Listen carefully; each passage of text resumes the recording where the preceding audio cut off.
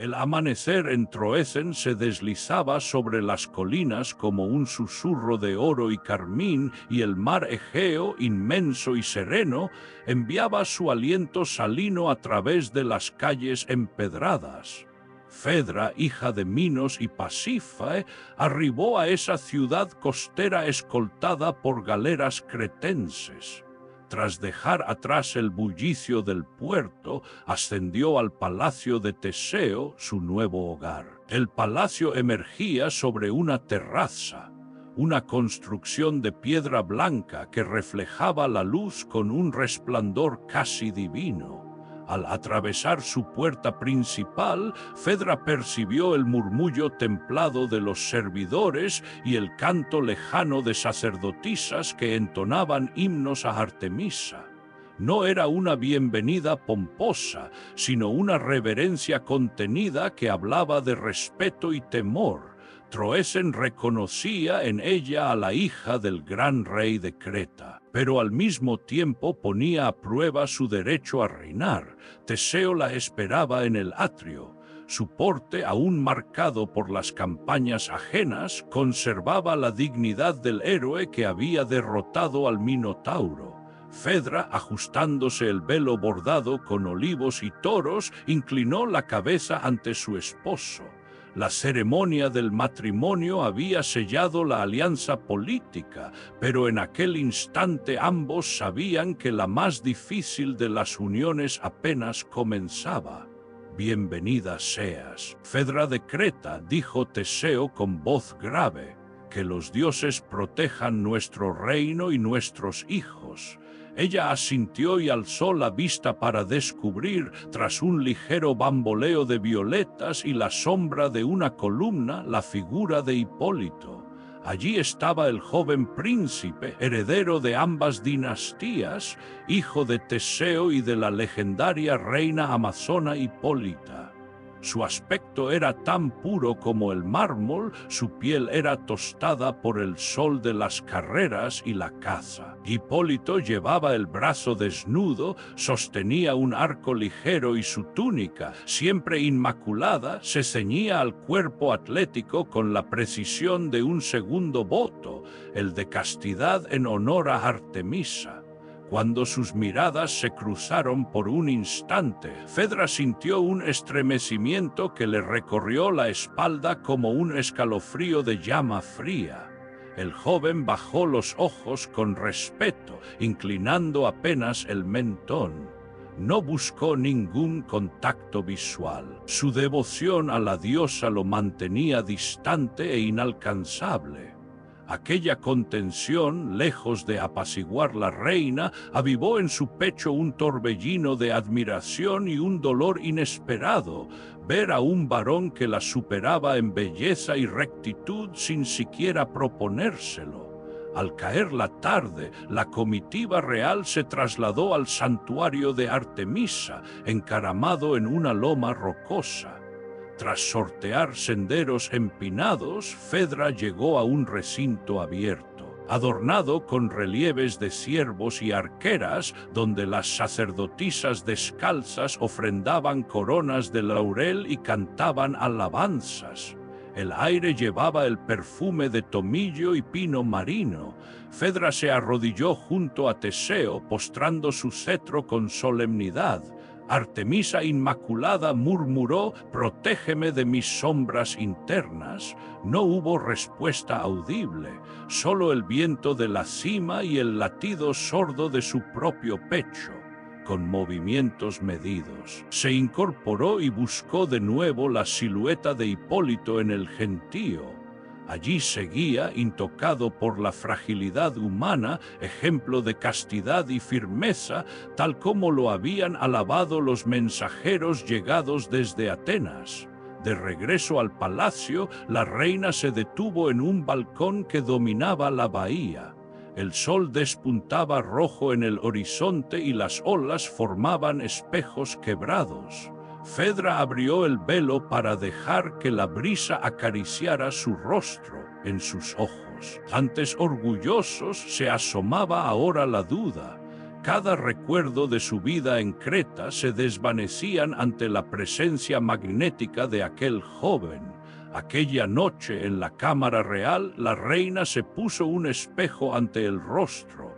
No buscaba vanidad, sino una señal de sí misma. Vio sus ojos inyectados de una emoción que no podía nombrar, mezcla de fascinación y culpa. Reconoció un deseo que nunca antes había experimentado, un deseo tan puro como lo era la virtud de Hipólito, pero tan corrupto para una reina casada. Mientras Teseo dormía, exhausto por el banquete, Fedra salió en silencio a los jardines. Bajo los laureles acarició una estatua de Artemisa, buscando en la piedra fría un alivio. Y así, bajo la luna llena, se enfrentó a la primera grieta de su reino interior, la llama de un amor imposible, un fuego prohibido que amenazaba con arder desde las raíces de su alma. El murmullo del mar regresó a sus oídos y supo que nada volvería a ser igual. En la mente de Fedra albergaba ya la semilla de una tragedia. Un fuego que no se apaga con plegarias ni silencios, un fuego que solo crecería. Las primeras luces del alba se deslizaban con timidez entre las columnas del santuario de Artemisa, dibujando sobre la piedra largas sombras que parecían danzar al ritmo de un cántico invisible. Fedra, reina de Troezen, avanzó en silencio por el recinto consagrado a la diosa. Nunca había sentido tanto el anhelo de pureza como en aquel lugar, donde las sacerdotisas ofrecían coronas de mirto y cántaros de agua fresca para sellar votos de castidad. Pero en el corazón de Fedra latía un fuego que no encontraba altar al cual entregarse. Durante días, el murmullo de su pasión la había acosado sin piedad. Cada vez que Hipólito, el joven príncipe, cruzaba el patio del palacio o partía hacia las verdes laderas boscosas, Fedra sentía cómo el deseo le quemaba la sangre. No era un anhelo carnal sencillo, sino una fascinación profunda por la rectitud y la fortaleza de aquel cuerpo que ella había contemplado al llegar. Su pureza, devoción y gracia componían un retrato imposible, una belleza inabarcable a la que Fedra no debía aspirar. En el interior del santuario los cánticos cesaron. Fedra se detuvo ante la gran estatua de la diosa cazadora, cuyos ojos de mármol parecían escrutarla. Bajo el arco de piedra respiró hondo y cerró los puños. El voto de castidad de Hipólito no solo lo alejaba de los placeres del mundo, su propia lealtad a su esposo y a su rango le exigía a ella reprimir cualquier emoción que no fuera digna de una reina. Sacudida por un sudor frío, se giró y buscó a su nodriza, la vieja Erífile, una mujer de mirada indómita y lenguas afiladas. Erífile, que la había criado desde niña en los palacios cretenses, conocía bien el orgullo de Fedra. Era el único personaje a quien la reina podía confiar su tormento. Erífile, susurró Fedra con la voz rota, «Ya no sé quién soy ni a quién sirvo». La nodriza la condujo a un pequeño templete lateral, oscuro y apenas iluminado por el resplandor de un único candil. Allí, sentada sobre un banco de piedra, Fedra se dejó llevar por el desahogo. «Cada vez que veo a Hipólito, siento un fuego que me consume». No es lujuria común, es un deseo de infancia, de pureza, de fortaleza, pero ese deseo está prohibido. Soy esposa de Teseo, madre de sus hijos, hija de reyes. ¿Cómo puede arder tanto algo que no debe existir? Erífile fingió asombro y luego asintió sin juicio. Su voz suave fue un bálsamo venenoso. Los dioses no siempre hacen sus oficios sencillos, mi señora. A veces prueban el temple del corazón humano con deseos imposibles. No eres la primera ni la última en sentirlo. Lo importante es contener el fuego, guardarlo en silencio. Ni Teseo, ni los cortesanos, ni la propia diosa deben conocer tu tribulación. Pero ¿cómo callar cuando me quema? Dijo Fedra. ¿Cuánto tiempo he de fingir normalidad, Erífile? La normalidad es un vestido bien hecho, respondió la nodriza. Aférrate a él. Ningún hombre debe conocer tus llamas interiores. Y si Hipólito muestra su distancia, que así sea, su indiferencia alivia tu culpa. Mientras Fedra escuchaba aquel consejo, en los bosques de Troezen Hipólito preparaba su jornada de caza. Con el arco al hombro y el carcaj lleno de flechas, avanzaba entre robledales y helechos. Para él aquel día era igual a cualquier otro, la prueba de su vigor, el canto del viento como guía, la promesa de arrojar su flecha con precisión divina. En su mente, la diosa Artemisa presidía cada cazador digno y él se sentía su guerrero más fiel. Ni una sola vez. En su rutina cruzó por su mente el rostro de Fedra. Esa indiferencia calculada y serena era la llama más íntima de Fedra. No el rechazo abierto, sino el silencio que le decía sin palabras: jamás podrás poseer lo que amas. Con cada paso de Hipólito entre la maleza, Fedra sentía la mezcla de fascinación y dolor crecer hasta retorcer su pecho. Su mente era un combate de voluntades, el imperativo del deber contra la urgencia de un deseo que no conocía compasión. A la hora sexta, Fedra regresó al palacio. Su cortejada fantasmal admiración por Hipólito contrastaba con la brillantez de las antorchas en los corredores. Teseo la recibió con amabilidad, ajeno a la batalla interna de su esposa. La reina, ocultando la hondura de su pena, asintió. Ofreció un leve beso en la mejilla del rey y se retiró a sus aposentos, donde las sombras se prolongaban como brazos protectores. Allí, frente a un espejo de bronce, Fedra cerró los ojos y formuló un juramento a sí misma. No traicionaría a Teseo, no permitiría que su pasión descubriera su secreto, no dejaría que el fuego consumiera su honor. Sintió que el voto calmaba un poco la tormenta, pero en lo más profundo, una voz pequeña murmuraba que el abismo entre el deber y el deseo no se cerraría con simples palabras, que la llama prohibida seguiría ardiendo, dispuesta a romper todo silencio, a convertir su silencio en combustible para una tragedia aún no escrita. Y mientras Fedra se inclinaba en esa promesa, en los bosques Hipólito disparó su flecha. Aquella flecha que cegó el silencio del alba no tenía nada que ver con la flecha de amor prohibido que atravesaba el corazón de la reina. Pero ambos actos, el tirar de la cuerda de un arco y el latir clandestino de un corazón, se sustentarían en la misma verdad fatal. En el reino de los hombres hay pasiones que ni la devoción más rígida logra extinguir. Las sombras comenzaron a alargarse en Troezen cuando Fedra comprendió que su tormento no hallaría consuelo en las plegarias ni en los votos silenciosos. Las antorchas del palacio encendían destellos danzantes en los muros, pero en su corazón se encendía un fuego más implacable. El deseo de Hipólito, puro e inalcanzable, la perseguía sin tregua. Cada aliento le recordaba lo imposible de su pasión. Una noche, tras haber presidido un festín en honor a Atenea y Artemisa, la reina fingió cansancio y se retiró a sus aposentos antes que Teseo. El salón quedó en penumbras, con los últimos invitados dispersándose entre risas apagadas.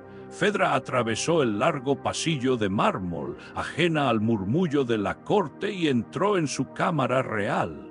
Allí, sin lámparas, se dejó caer sobre un diván de terciopelo oscuro, conteniendo un sollozo que amenazaba con romper la compostura. El deseo la devoraba. Había deseado la muerte. Su mente percibía la liberación impasible del sueño eterno como la única salida a su agonía.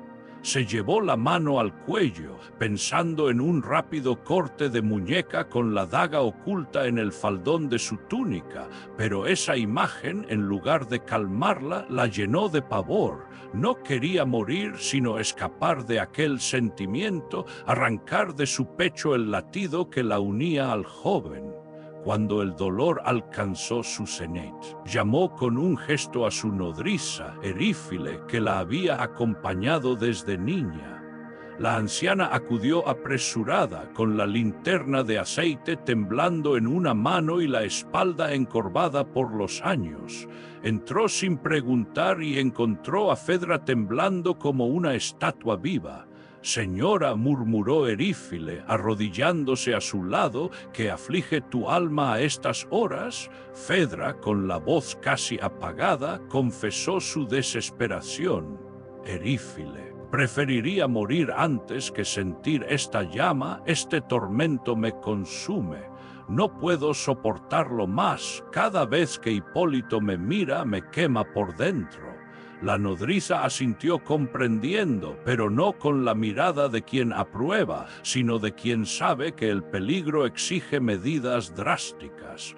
«Debes elegir, mi señora», dijo en un susurro grave. «O confiesas ante Hipólito este amor imposible y soportas su rechazo, o lanzas una acusación que distorsione la verdad y convierta su indiferencia en tu escudo». Fedra vaciló. Revelar su pasión al joven sería someterse a un ultraje espiritual, abriría su herida sin cicatriz. Aunque tal confesión le permitiría purgarse, también la condenaría al oprobio público. La otra opción, la mentira, sembraría discordia y destruiría la reputación de Hipólito. Una acusación de violación ante Teseo lo pintaría como monstruo, no como devoto de Artemisa. El rostro de Fedra se transfiguró en angustia. El aire del aposento parecía enfriarse, los muebles y tapices cogiendo una pátina de juicio silencioso. Erífile, con esa voz firme que solo la experiencia otorga, añadió: «Recuerda el voto de silencio que Teseo te dispensó al llegar a Troezen. No toleraría un escándalo entre sus muros. Si Hipólito resulta culpable, tu honor quedará indemne». «¿Y mi alma?», susurró Fedra. «¿Qué será de mi alma si lo sacrifico?». «A veces los vivos deben pagar un precio para salvar su nombre», respondió la nodriza. «Nadie podrá cuestionar tu virtud mientras te muestres como la ofendida. Nadie preguntará por tus sentimientos, solo por la sangre de tu honor». La reina, consumida por el hastío y la vergüenza de su propia pasión, sintió que la única posibilidad de liberarse era aceptar aquel plan. Con manos temblorosas, Erífile extendió un pergamino vacío y un cálamo sumergido en tinta oscura. Fedra, con el brillo de un alma que sacrifica su luz, se inclinó sobre la mesa. «Escribe que Hipólito me atacó en los jardines», ordenó con voz temblorosa, «que en mi intento de defensa, su juventud y su fuerza me hicieron caer. Cuenta que la sangre que manchó mi toga es la prueba de su bestialidad». Las palabras de la reina se deslizaron en el pergamino como puñales. A cada trazo, Fedra sentía que su propio honor se desangraba, pero continuó hasta completar la acusación. El documento, con su caligrafía temblorosa, relataba con detalle una versión concatenada de agresión, el supuestamente ignorado encuentro, el forcejeo, el horror de sentir la fuerza de Hipólito contra su cuerpo. Al finalizar, Fedra se quedó mirando las líneas, las gotas de tinta que habían sido testigos de su mentira. Eran huellas indelebles, un crimen escrito. La nodriza, sin vacilar, tomó el pergamino y lo guardó en un pliegue de su vestido. Ahora, dijo Erífile, debes jurar ante los dioses que tu voz jamás retroceda. Arrastrada por la urgencia de sellar su ruta de escape, Fedra se levantó y con la mirada fija en el reflejo de la gran vasija sagrada, alzó la mano derecha y juró por Artemisa, por Zeus y por Poseidón aquel acto falso. Sus palabras resonaron en la estancia como un eco grave de traición. Juro que lo diré, pronunció con solemnidad, antes que mi lengua cante la verdad. En el acero de sus ojos brilló un destello de triunfo y al mismo tiempo de ruina anticipada. Erífile, satisfecha, abandonó el aposento con la carta en la mano, dispuesta a entregarla al mismo Teseo a la mañana siguiente. Fedra, sola en la penumbra, dejó caer la toga que sostenía, sintiendo en su pecho el peso de 1000 cadenas. Aquella noche, el crimen de su pasión se había transformado en un crimen contra la inocencia. Había sacrificado su honor no para liberar su alma, sino para ocultar un deseo que ahora la perseguiría con aún más furia. Y mientras la luna ascendía tras las almenas, Fedra comprendió que el abismo al que se arrojaba era aún más profundo que el que había sentido al contemplar a Hipólito, porque, en vez de hallar paz, había abierto las puertas a un vendaval de consecuencias inevitables. La mañana amaneció plomiza, con nubes densas reflejándose en el mar como una promesa de tormenta. En el salón del trono, Teseo sostenía la carta de Fedra, aún manchada con la tinta fría de la acusación. Su mirada, habitualmente firme y decidida, ahora vacilaba entre la incredulidad y la furia. El fuego que ardía en su corazón era terrible.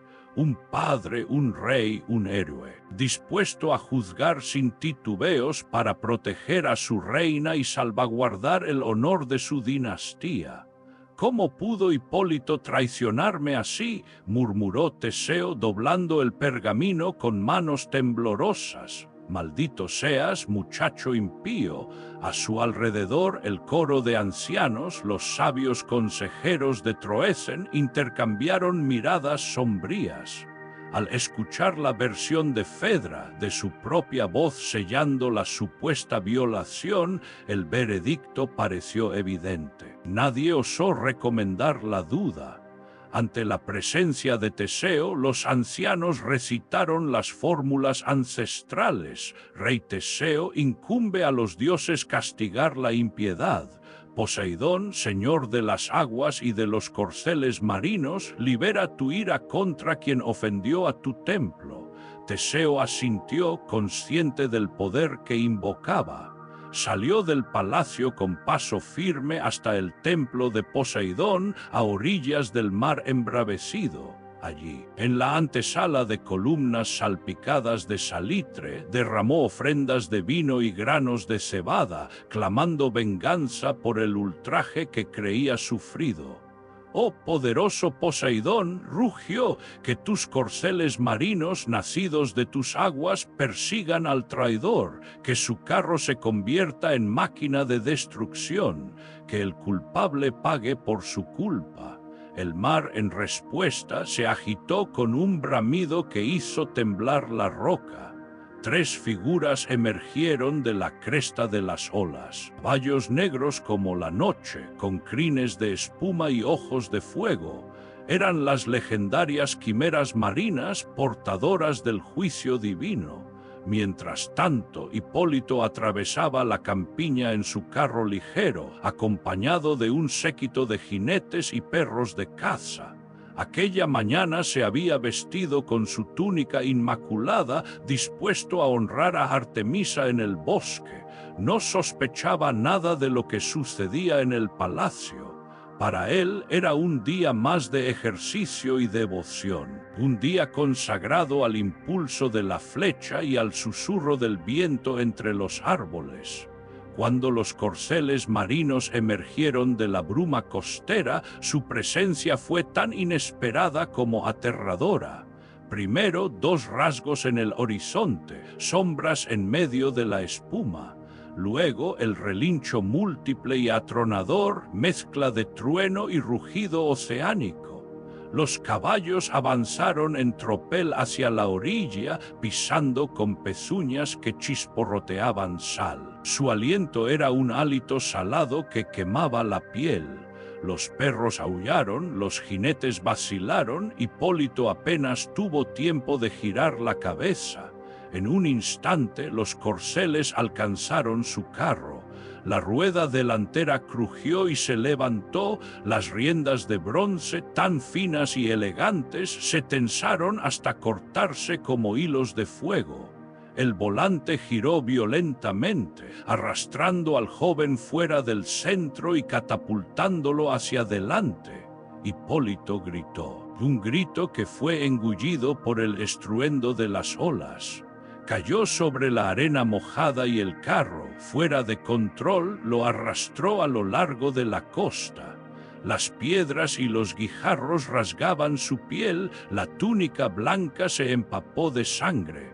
El joven, aún consciente, intentó incorporarse, aferrarse a un tronco o a un madero, pero las olas golpeaban con fuerza, empujándolo hacia el abismo. Solo pudo emitir un último jadeo antes de ser envuelto por el agua turbia y desaparecer bajo la superficie. El carro, liberado por fin de su carga humana, continuó su carrera mortal. Las bestias marinas, después de cumplir su tarea, se sumergieron de nuevo en la salada oscuridad, dejando tras de sí un litoral teñido de rojo. Cuando Teseo llegó al lugar, acompañado por un séquito pálido y aturdido, solo encontró restos de un naufragio extraño, un carro semihundido, la carcasa de las riendas partidas y en la orilla una mancha de sangre que formaba charcos diminutos. El silencio que siguió fue tan denso que pareció contener el aliento de todos los presentes. Hipólito, musitó Teseo, arrodillándose junto al reguero de escamas y estruendo marino. ¿Qué he hecho? El coro de ancianos, con dolor en la voz, entonó un lamento solemne. Un padre, al invocar la ira de los dioses, no siempre distingue al culpable del inocente. La pasión de la venganza puede cegarnos y hacernos derramar sangre pura. Teseo alzó la vista al mar embravecido, donde las olas rompían con furia entre rocas. A su lado, un grupo de pescadores recogía sin vida el cuerpo de Hipólito, cubierto de heridas, con el rostro aún joven y la mirada vacía. El rey, doblegado por el horror, cayó de rodillas. Su grito de dolor se mezcló con el estruendo de las olas. «No, Hipólito, mi hijo, perdóname». La tragedia, consumada en un parpadeo, dejó a Troezen sumida en el luto. Las sacerdotisas de Artemisa rasgaron sus vestidos, los perros aullaron esa noche como nunca y el palacio se convirtió en un mausoleo poblado por fantasmas de culpa. Teseo, despojado de su majestad, no hallaba consuelo. Había invocado a los dioses para castigar al supuesto culpable y acabó destruyendo al más puro de los mortales. Así concluyó la maldición paterna. Un rey que, cegado por el amor a su esposa, sacrificó al hijo inocente, convencido de su traición. El dolor de Troezen resonó como un canto fúnebre y la figura de Hipólito, mártir de su propia honestidad, se alzó en la memoria colectiva como un símbolo doloroso del desbordamiento de la pasión y la implacable justicia divina. El palacio de Troezen amaneció sumido en un luto espeso. Las antorchas de las estancias bajaron su fulgor a ceniza y las damas de la corte vestían sus túnicas de duelo, taponando bocas y miradas. En la gran sala del trono, Teseo se alzaba como un titán quebrado, sus hombros hundidos, la corona torcida, el rostro ajado por el llanto. Frente a él, la nodriza Erífile temblaba, con la carta aún en la mano y el peso de la culpa grabado en cada línea de su semblante. Majestad, comenzó con la voz rota, debo absolver su corazón de una sombra aún más oscura. Fedra mintió, Teseo alzó los ojos inundados de incredulidad y furia desgarrada. Aquellas palabras eran cristales que se clavaban en su honor. ¿Cómo te atreves a decirlo? Rugió. Eres tú la traidora de mi sangre. Erífile vaciló, pero su remordimiento la empujó adelante. Sacó el pergamino donde Fedra había vertido su mentira, lo sostuvo con mano temblorosa y detalló la maquinación, las promesas, el juramento ante los dioses, la acusación falsa que había sellado el destino de Hipólito. Ella me suplicó guardar silencio, pero no podía. El olor de la mentira pesaba más que el mío propio. Teseo sintió que el mundo se desmoronaba bajo sus pies. Fedra murmuró, ¿por qué? Porque el deseo la consumió, respondió Erífile, y el miedo la obligó a traicionar al príncipe. Con paso vacilante, Teseo atravesó los corredores hasta el aposento de Fedra.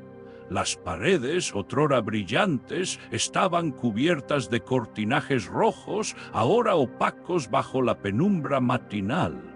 En el lecho, Fedra yacía pálida con las manos aún manchadas de tinta, el cuerpo frágil como una estatua de cera derretida. Sus ojos se abrieron al sentir la presencia de su esposo. Un hálito de vergüenza y remordimiento se filtró en su mirada. Teseo, amor mío, susurró con voz apenas audible, has descubierto mi delito. El rey destrozado se arrodilló junto a la cama, intentó tomarla en brazos, pero su fuerza lo abandonó. Fedra, no imaginas el sufrimiento de mi corazón. Hipólito, mi hijo, la reina, apretó la tela del lecho con dedos helados. En su rostro se leía la exaltación de la culpa. Sabía que tras la confesión solo quedaba la expiación más extrema. Con manos trémulas alcanzó una daga oculta bajo la almohada, la elevó hacia su pecho y la hundió con un movimiento preciso. Un gemido suave escapó de sus labios y el cuerpo se arqueó en un último sacrificio. Teseo gritó, pero su voz rebotó contra la piedra sorda del aposento. Con un alarido mezcla de desesperación e incredulidad, se arrojó sobre ella sin poder detener la vida que se le escapaba. El coro de ancianos, reunido ante las puertas, escuchó primero el clamoreo quebrado de Teseo, luego el silencio mortal. Entraron en la cámara y hallaron a la reina yaciendo, con la daga aún a su lado.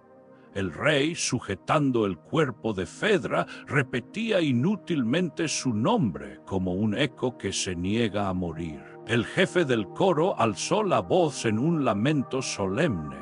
Los ancianos se unieron en canto fúnebre. Teseo, con las manos manchadas de sangre ajena, se incorporó con épica fragilidad y vertió sobre su esposa moribunda las últimas ofrendas de vino y pétalos de loto, en un intento por restaurar el honor que él mismo había protegido con la furia de los dioses. Al concluir el canto, el rey alzó la vista al cielo plomizo. Que Troezen aprenda de mi ceguera, dijo, que el deseo sin mesura puede corromper el alma más pura, y que incluso un héroe debe cuestionar las voces que claman justicia antes de invocar la destrucción. El suceso quedó grabado en las crónicas de la ciudad: Fedra, reina traicionada por su propia pasión; Hipólito, mártir de la pureza ultrajada; Teseo, padre y rey devastado por la ibris y la mentira. El coro, haciendo eco de la conciencia colectiva, concluyó: el hombre que olvida los límites de su corazón se arriesga a derramar la sangre que más ama. La justicia de los dioses a veces es el reflejo de nuestros propios errores, y el perdón más difícil es hacia uno mismo. Con ello cerró la tragedia, dejando a Troezen envuelta en un silencio de respeto y advertencia. Nunca más permitirían que el fuego interno eclipsara la luz de la verdad. Gracias por acompañarnos hoy.